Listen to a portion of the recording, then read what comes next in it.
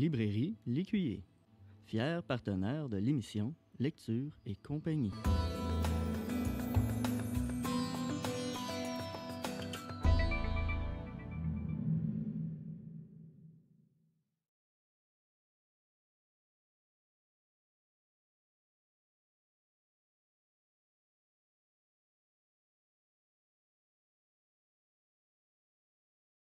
Bonjour, aujourd'hui nous rencontrons Louisette Toupin qui vient nous parler d'un livre qu'elle a apprécié beaucoup et qui est dans le même genre qu'un livre qu'elle a déjà écrit. Bonjour Louisette. Bonjour Michel. Tu veux nous présenter un livre, le titre c'est Le pouvoir du moment présent. Oui. Donc j'aimerais que tu nous expliques d'abord pourquoi tu as choisi ce livre-là. OK. Bien, c'est un livre qui me parle beaucoup. Tu sais, moi, j'ai écrit le livre Cheminement. Oui. En passant, il est encore en vente à la librairie L'Écuyer, puis chez moi. C'est bien, tu nous en avais déjà parlé d'ailleurs. C'est ça, l'année dernière. Et c'est encore un peu dans le même style, disons. OK. Parce que, tu sais, moi, j'aime beaucoup les livres de psychologie, les livres de spiritualité. C'est sûr que j'aime des livres d'histoire aussi, mais c'est surtout ces genres-là qui m'attirent. OK. D'ailleurs, ton livre à toi était dans ce genre-là aussi. Dans ce genre-là, c'était Cheminement. Bon. Alors, le livre « Le pouvoir du moment présent », il a été écrit, ce livre-là, par Eckhart Tolle. C'est un homme qui est né en Allemagne. Par contre, il a fait de nombreuses études et vers l'âge de 29 ans, il était en Angleterre et il a vécu une expérience spirituelle qui l'a transformé.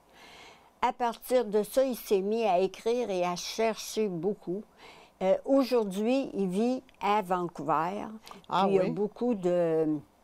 Il fait beaucoup de conférences. Il a écrit beaucoup de livres. Vous pouvez aller voir sur Internet. Il y en a plusieurs. Puis, il a écrit ce livre-là, Le pouvoir du moment présent. Donc, on sait qu'il y a 2 jours qui n'existeront jamais, demain puis hier. Ah, c'est bien. Alors, oui. Donc, c'est important de vivre notre moment présent. Mais comment vivre notre moment présent? Qu'est-ce que c'est ça, vivre son moment présent? Son moment présent, c'est être. Donc, vous allez dire, ben oui, mais qu'est-ce que c'est être? Vous savez, tout ce qui existe autour de nous autres est. Donc, ça veut dire être, ça veut dire tout dégage une certaine énergie. OK. La pierre dégage de l'énergie comme un animal, comme moi, comme toi. Tout dégage de l'énergie. C'est sûr que la pierre dégage une énergie de pierre, alors que moi, je dégage une énergie plus évoluée, disons, plus avancée. Donc, à partir de ça, je dis que on doit vivre notre moment présent, donc être dans ce qu'on est. Mais qu'est-ce qui fait que je suis plus que quelque chose qui n'a pas qui ne vie, bouge pas, de qui n'a vraie pas vie? de vie? Ouais. C'est qu'à l'intérieur de moi, il y a une force, il y a quelque chose qui me fait vivre, il y a une énergie. Et c'est ça l'être, c'est l'énergie. On appelle ça, Eckhart Tolle l'appelle le corps subtil. Peux-tu nous expliquer un peu c'est quoi ça? Bien, c'est ça, le corps subtil, c'est l'énergie que chaque objet ou chaque personne ou chaque animal dégage. Okay. Donc, c'est ça notre corps subtil. On a tous un corps subtil parce qu'on est relié à un grand tout qui est l'énergie pure. Alors, je dirais c'est le divin en moi, c'est l'énergie. Il y en a qui vont dire c'est mon âme, mais c'est ça notre corps subtil puis notre énergie importante, là, qui est reliée au grand tout. Maintenant, pourquoi qu'on est porté des fois à aller ailleurs, tu sais, aller penser, tu sais qu'aujourd'hui, on a de quoi penser avec tout ce qui se vit. Donc, comment lâcher tout ça? Être présent. Vous savez, c'est l'ego qui nous amène plus loin. C'est toujours mon ego qui veut me faire vivre à l'extérieur du moment présent. L'ego veut me faire, bon, bien, qu'est-ce que je vais faire demain? Qu'est-ce que je vais faire l'année prochaine? Là, c'est la COVID, là, c'est la guerre en Ukraine, toutes ces affaires-là. On est porté de s'en aller dans ça, puis on va développer quoi? Des peurs, des craintes, tu sais, on développe plein de... Sur des choses aussi sur lesquelles on n'a absolument pas de contrôle, C'est qu'on ne peut ça. pas changer même non plus. On ne peut pas les changer. La première chose à changer, c'est mon intérieur. C'est moi, mon intérieur, que je dois changer. Donc, comment le changer? En étant là, présentement, être. Puis, une chose aussi qui nous aide à être, c'est faire silence. Tu sais, se garder du temps pour entrer en dedans de soi, puis écouter, juste écouter. Donc, vous savez, être, ça ne s'explique pas, ça ne se comprend pas, ça se vit et ça se sent. Et si je veux le vivre et le sentir, il faut que je me garde du temps. C'est pas dans le brouhaha puis dans le gros train que je vais être capable de sentir mon intérieur.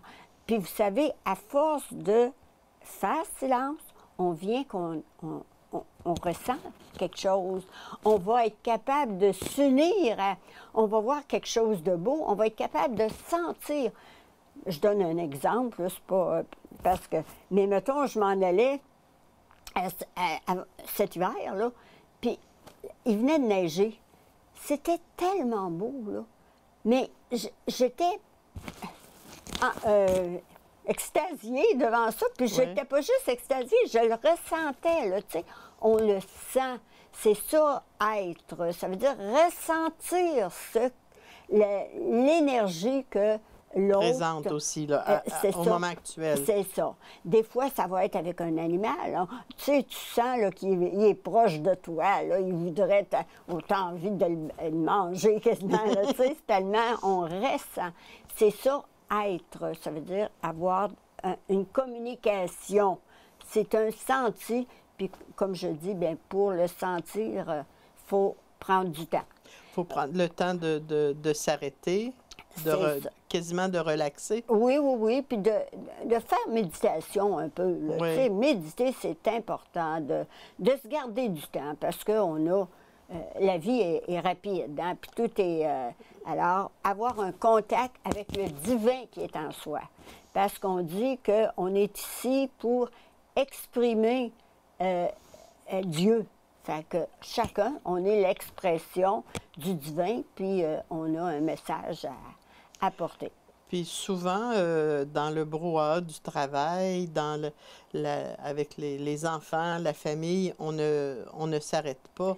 Non, on est trop... On est trop pressé, ouais. Puis on pense trop à ce qui va venir ou à ce qui s'est passé, ce que j'aurais dû faire, ce que j'ai pas fait. Puis c'est ça, on n'est pas dans notre moment présent. C'est ça. Puis pourquoi on est malheureux? Parce qu'on n'est pas dans notre moment présent. On se fait des peurs. Puis là, c'est notre ego qui nous amène à se faire des peurs. Notre ego, il nous amène partout où accepter dans le moment présent. Si on était dans le moment présent, on se poserait pas de questions pour ce qui va arriver dans... ben non. C'est ça, Ouais. on vit notre moment présent. C'est ça, lâcher les affaires qui dérangent. Puis comme je dis, on a beaucoup à lâcher aujourd'hui dans toutes sortes de choses. Puis n'importe qui, c'est pas quelque chose de facile à faire non plus. Là, Exactement. parce que il y a plein de choses qui appellent un peu tout le monde dans toutes les directions. C'est là. ça. Des fois, c'est les enfants, des fois, c'est... Tu sais, dans toutes les... Le travail. Oui, c'est ça. Alors, c'est d'être capable de lâcher, puis revenir au moment présent. Donc, penser à ce qu'on fait, penser à où je suis, sentir. Tu sais, tu es en train de faire cuisiner quelque chose, bien, pense à ce que tu fais. Ça va être un bon gâteau, je mets plein d'amour dans ça. Puis, tu sais, tu vois en train de... Tu penses à ce que tu fais, là. Mais c'est un apprentissage. C'est ça. C'est un travail de toute une vie. Ben, c'est ce que j'allais dire, oui. Plus on le pratique, plus on en vient à vivre notre moment présent. Puis, est-ce que dans son livre, cet auteur-là donne des pistes, C'est ça, c'est toujours à revenir à être où je vis, puis sentir ce que je fais. Tu sais, penser à ce que je fais. Parce que ça me fait penser, dans la Bible, il y a, et en parle même Eckhart Tolle dans ça, il y a Jésus en parlait du moment présent. Et mettons, il y avait l'histoire des 5 vierges folles puis des 5 vierges sages, là. Puis les vierges folles, ça, c'est nous autres, là, des fois qu'on pense, on est un peu fous, là. Alors que les vierges sages, eux autres, ils ont été capables d'accepter, parce qu'il dit à la fin de cette parabole-là, tu sais jamais à quelle heure et à quel moment... c'est pas que tu vas te faire tuer, là, c'est pas ça. Tu sais jamais quand va t'arriver une idée, une intuition, quelque chose qui va t'amener au présent. Alors, c'est ça. Donc, lui, c'est pour ça qu'il dit toujours se ramener des façons de faire. Bien, tu sais, tu t'en vas sur la rue, au lieu de penser ce que tu vas faire la semaine prochaine, regarde ce que tu vois. Tu sais, puis si tu as de la misère à y penser, à t'arrêter, nomme-le. C'est une... tiens, ça, c'est une Maison Blanche. Il y a une auto qui s'en vient, c'est une telle sorte. Puis, tu sais, nommer les choses qu'on voit. On voit, je sais pas, un autre endroit, ben, c'est un arbre, il est rempli de... C'est un sapin. Tu sais, tu nommes les choses que tu vois. Ça t'amène, ça t'aide à t'amener au moment présent. C'est des petites façons de se ramener au moment présent parce qu'on est porté à s'en aller. Ben oui, parce qu'il y a beaucoup de préoccupations puis de choses qui vont nous déranger. Ça ne doit pas toujours être facile. Non, je pratique. Et je pense que c'est tout le monde qui pratique. C'est pas pour rien que je lis ce livre-là. Parce que c'est quasiment un livre de chevet. Je l'ai lu et je le relis. Je suis encore dedans. Il m'apporte encore des choses. Que tu n'avais pas vues? Que j'avais pas vues, puis que j'avais pas compris. C'est pas juste le lire, c'est que quand je l'ai lu, il y a peut-être 5-6 ans, là, ça fait longtemps. Mais je l'avais gardé. Mais pour moi, le corps subtil, dans le temps, ça me disait pas grand-chose, tu sais. Alors que là, j'ai compris vraiment que c'était l'énergie que chaque objet dégage, c'est ça. Alors, moi aussi, je dégage une énergie. Puis c'est ce corps-là qui fait qu'on s'unit au grand corps, qui est le tout, qui est le grand corps qui fait vivre l'univers. Dans le fond, un livre comme ça, c'est pas un livre qui se lit tout d'une traite, là. Non. C'est par petits bouts, comme on dit. C'est ça. On en lit 2-3 pages, puis on y pense, on les médite, puis après ça... Puis c'est comme je dis souvent, on prend ce qui est bon au moment où on le lit. On va le relire dans 5 ans, comme ce ne sera pas la même chose. Je lis des choses, je me dis, il me semble qu'il y avait... J'avais pas dit ça. C'est ça. Ouais. Bon, tu disais tout à l'heure que c'était le genre de livre que tu aimais. Je présume qu'il y en a peut-être un autre ou deux dont tu peux nous parler. Bien, je vais vous parler d'un livre que j'aime, que j'ai lu puis que j'aime bien. C'est Vos rêves sont des messages. OK. Alors, mon Dieu, ça va en intriguer plusieurs, ça, parce qu'il y en a plusieurs que l'étude des rêves, c'est important. Oui. Puis nos rêves, on devrait toujours y faire attention. Mais c'est parce que souvent, on s'en rappelle pas. Oui, bien, ils disent que pour s'en rappeler, en tout cas, moi, j'ai pas de difficulté avec ça parce que je m'en rappelle, mais il faut y penser tout de suite en se réveillant. Oui, c'est ça. Faut pas si tu parles, là, tu l'oublies, là. Tu sais, tout de suite en se réveillant, est-ce que j'ai rêvé? Bien là, ça nous aide à s'en rappeler, là. Puis qu'est-ce que tu fais quand tu te rappelles d'un rêve? Tu le prends en note? Tu fais quoi? Tu peux le prendre en note. Il y en a qui les prennent en note, mais moi, non.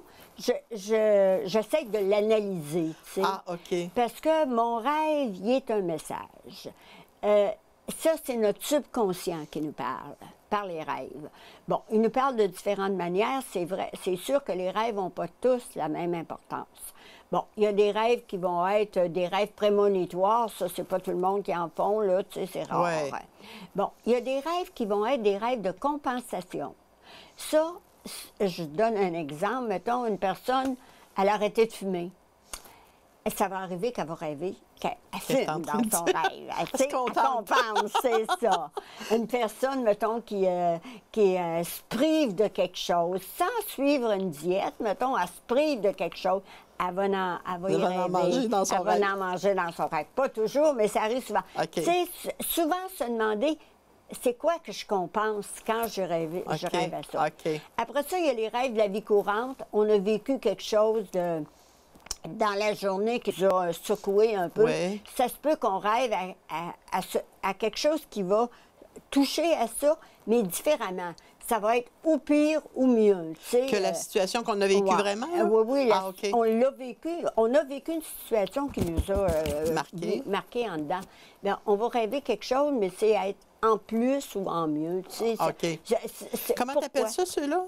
C'est les rêves de la vie courante. OK. C'est des rêves, ça, qu'ils n'ont pas une grande signification. Là. OK. Mais par contre, il y a d'autres rêves qu'eux autres, ils parlent de moi, de ma personne, ils parlent de ce que je vis.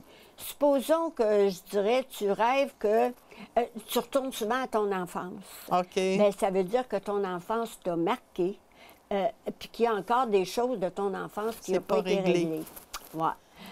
Ou tu vas rêver à ta famille, tu vas rêver à une personne qui est décédée, mettons. OK. Cette personne-là, il y a encore un lien avec. Là. OK. Ça veut dire que tu ne l'as pas oublié complètement, tu ne l'as pas... Puis il ne faut pas dire, mettons, je rêve à... La personne la plus importante d'un rêve, là, c'est toi, ça. OK. C'est pas nécessairement comme je voyais mon neveu hier soir, il me dit, je lui disais ça que je venais de parler Oui. aujourd'hui, puis il dit, je vais te dire, il dit, mon rêve, il dit, je m'en allais à la bicyclette, puis il dit, il y a un de mes chums, il dit, il a tombé, puis il s'est fait mal, puis il dit, j'ai été pour l'aider, puis tout ça. Mais là, j'ai dit, ça, c'est toi. J'ai dit, je ne sais pas, là, j'ai dit, je vais juste te dire, dans ta vie, là, est-ce qu'il y a quelque chose qui te fait mal? Peut-être que c'est inconscient, mais Ouais. c'est toi, il faut qu'il te trouve. Qu'il trouve. C'est ça. Je dirais que on est chacun notre dictionnaire de rêves. On est chacun, c'est nous autres, il faut qu'ils interprètent nos rêves. On n'a pas à aller voir quelqu'un pour dire, elle ne pourra pas dire grand-chose, la personne, parce te connaît pas. Elle te connaît pas.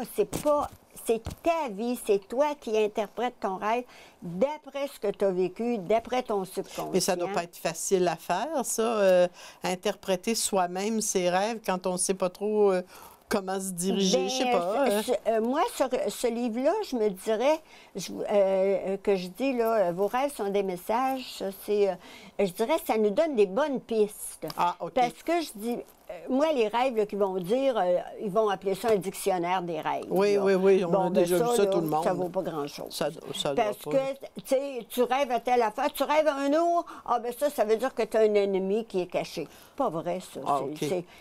C'est des... Ça veut rien dire, ça.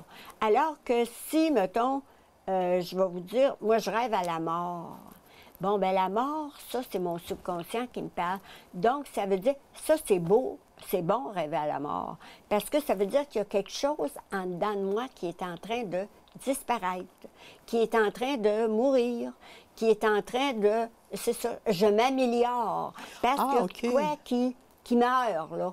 Ça ne veut pas dire la mort de la personne. Pas du tout, pas du tout. C'est ça, ça veut toujours dire autre chose. C'est pas ce qu'on voit dans le rêve qui veut qu'on doit interpréter, mais c'est ce que ça veut dire. Mettons, tu rêves que tu reçois un beau bouquet de roses. Oui. Ah, là, c'est plein d'énergie, ça, c'est plein. Donc, ça ne veut pas dire que tu vas recevoir un cadeau, mais ça veut dire, par exemple, que tu es en énergie. Alors, remarque, là, tu vas voir, tu es en forme, tu as le goût de faire des choses, puis... Est-ce que, question que j'ai oublié de demander tout à l'heure, est-ce que c'est le même auteur que... Non, pas du tout. Non. Les rêves, c'est Nadia Julien. C'est une Québécoise, je pense.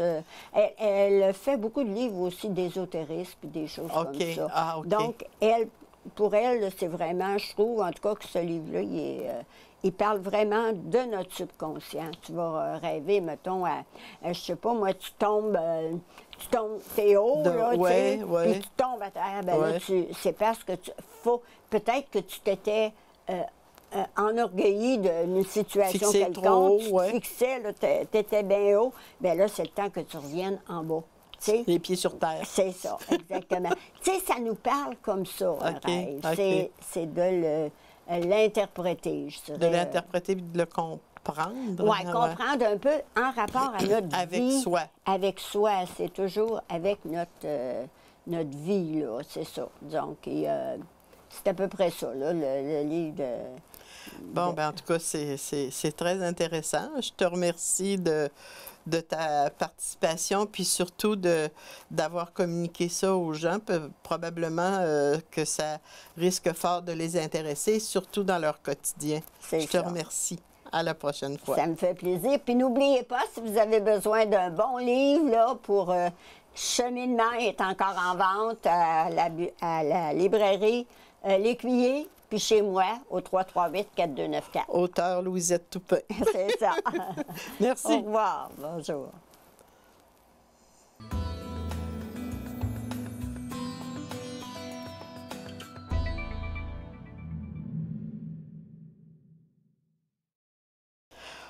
Bonjour. Aujourd'hui, je vais vous parler d'un livre de John Grisham. Le titre, c'est Le cas Nelson Kerr. John Grisham, c'est un auteur américain très connu qui a écrit beaucoup de romans judiciaires, policiers. D'abord, lui, il a une formation en comptabilité puis en droit. Puis sa carrière a commencé à un moment donné lors d'un procès criminel auquel il assistait. Il s'est mis à prendre des notes et c'est à partir de ces notes-là qu'il a bâti son premier roman. Celui dont je vous parle aujourd'hui, Le cas Nelson Kerr, c'est un livre de 347 pages, que ça fait pas tellement longtemps qu'il est paru. Ça se situe dans le cadre d'une tempête tropicale qu'on appelle Léo, qui est imprévisible. Et en même temps, un groupe d'amis, d'écrivains, un libraire, se réunissent ensemble sur une île qui s'appelle Camino, près de la Floride. Et après, quand ils quittent, Nelson Kerr, qui était présent, retourne chez lui. Et après, l'ouragan, qu'on a nommé Léo, comme j'ai dit, arrive et est très dévastateur et très fort. Et ça n'a pas suivi le trajet prévu et ça n'a pas la force non plus que c'était prévu. C'était supposé être relativement léger. Donc, après, Bruce, qui est libraire, qui recevait les gens, et Nick, son employé, décident d'aller chez Nelson Kerr pour le retrouver parce qu'il ne répond pas. Et quand ils arrivent sur place, ça a été vraiment dévasté. Il y a des branches de cassées, des arbres de cassés. Et lui, Nelson Kerr, est retrouvé à l'extérieur de la maison, sur un muret, décédé, et il a une profonde blessure à la tête. Donc, on conclut, parce qu'il y a beaucoup de branches d'arbres de tomber, on conclut que c'est à la suite de l'ouragan qu'il est décédé. Il entre dans la maison et Nick, l'employé de Bruce à la librairie, est un fan de romans policiers et il voit dans la maison des traces de sang. Donc, s'il était décédé à l'extérieur, ça n'avait pas de raison de se trouver à l'intérieur. Donc là, lui échafaude toute une théorie selon laquelle il aurait été tué. Mais il communique avec la police, mais la police est débordée puis n'est pas très intéressée. Sa réponse, c'est qu'il est mort à cause de l'ouragan, tout simplement. Là, eux autres, la sœur de Nelson, qui demeure en Californie, vient pour les funérailles et elle délègue les pouvoirs de gestion de Nelson Kerr, qui est écrivain et qui a un livre en production. Mais on ne trouve aucune trace, ni dans son portable, ni dans son téléphone, ni de papier. On ne trouve rien. À force de chercher, on finit par trouver une clé USB. Et là, on en fait 3 copies et ils le lisent. Et cette histoire-là, parce que là, on commence à soupçonner fortement un meurtre, surtout chez ses amis, là. Et sur sa clé USB, l'histoire qu'il raconte, c'est toute une histoire en rapport avec une espèce de fraude par rapport au niveau du gouvernement par rapport à des maisons de retraite où on maintient en vie très longtemps des personnes qui seraient normalement décédées, et ce, pour se permettre d'avoir les subventions gouvernementales pour des personnes qui sont quasi mortes et qui ne coûtent rien à entretenir, mais ils reçoivent de grosses subventions du gouvernement. Donc là, on comprend qu'on vient de frapper là, dans des, comment je dirais, dans des endroits qui peuvent être très conséquents et qui peuvent être, impliquer beaucoup de conséquences financières et de conséquences pour les maisons d'édition. Pas les maisons d'édition, pardon, les maisons de retraite. On essaie de trouver le coupable, mais là, c'est assez dense. C'est un livre que j'ai trouvé très intéressant. C'est un livre qui se lit bien. C'est 347 pages. Je vous incite à le lire. Et je termine en vous disant, comme à l'habitude, ma petite phrase sur la lecture. La lecture est un charmant oubli de soi-même et de la vie. Ça nous permet de vivre autrement. Merci. À la prochaine fois. À l'hôpital de la région de Thetford, le 27 avril 2022, est décédée à l'âge de 82 ans, Madame Louisette Lapointe, épouse de feu Monsieur Gérald Toupin, domicilié à Thetford Mines. Votre sympathie à la famille peut se traduire par un don à la fondation de l'hôpital de la région de Thetford.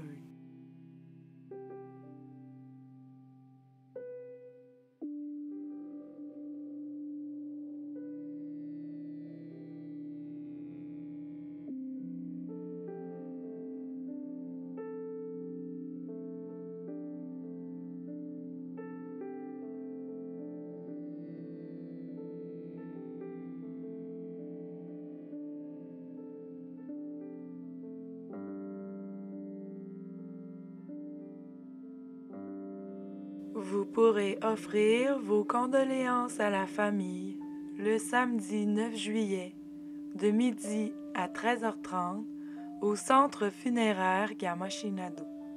Les funérailles seront célébrées le samedi 9 juillet à 14h en l'église Saint-Alphonse de Thetford Mines.